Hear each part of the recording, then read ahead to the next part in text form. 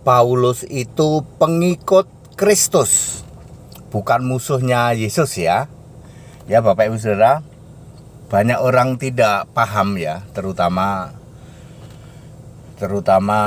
itu mukalaf yang tidak tahu malu itu ya. Paulus itu musuhnya Yesus. Paulus itu pencipta ajaran kekristenan katanya. Yesus nggak pernah mengajarkan kekristenan. Paulus itu ajarannya Paulus. Paulus itu penentang Yesus atau musuhnya Yesus.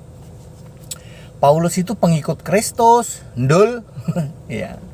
Coba Anda baca 1 Korintus 11 ayat 1. Aku pengikut Kristus. Itu Paulus yang ngomong. Jadilah pengikutku sebagaimana aku menjadi pengikut Kristus.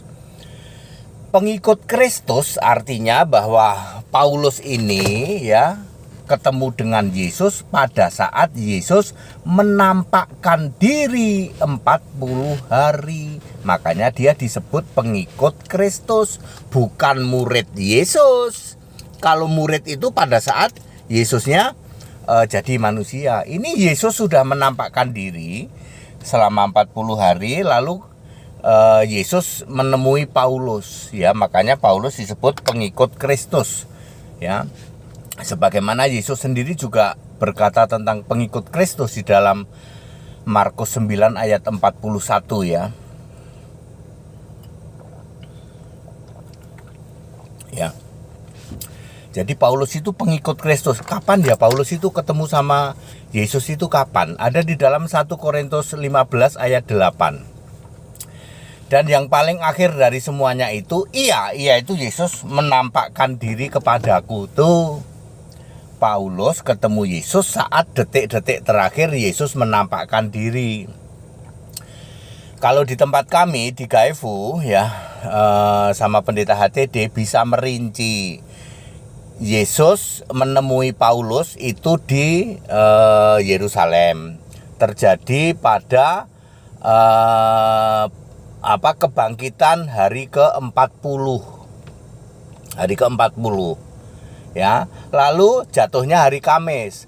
Lalu Yesus naik ke surga ditutupin awan itu hari ke-42. Lalu Yesus menampakkan diri dari langit yang membuat Paulus buta. Kisah 9 ayat 4 ayat 5 adalah hari ke-42 setengah siang hari. Yesus habis naik ke surga, nggak lama kemudian berbicara dengan Paulus sehingga Paulus buta. Paulus sudah sampai Damsyik menjelang masuk kota.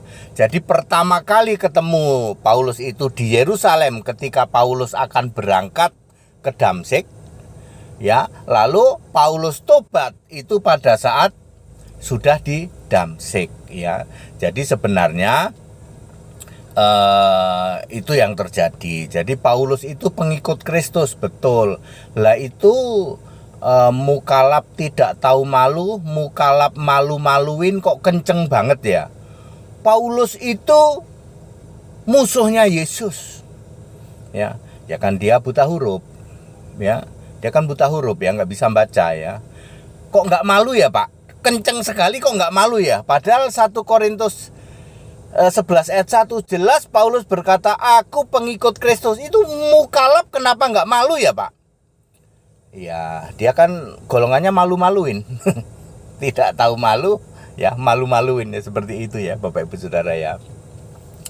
Jadi clear ya, Paulus adalah alat pilihan bagiku. Itu kata Yesus sendiri loh di dalam kisah 9 ayat 15. Ananias, tuh kamu tumpang tangan ke Paulus ya, ke Saulus ya. Wah, dia mah jahat, tukang bunuhin orang-orang percaya.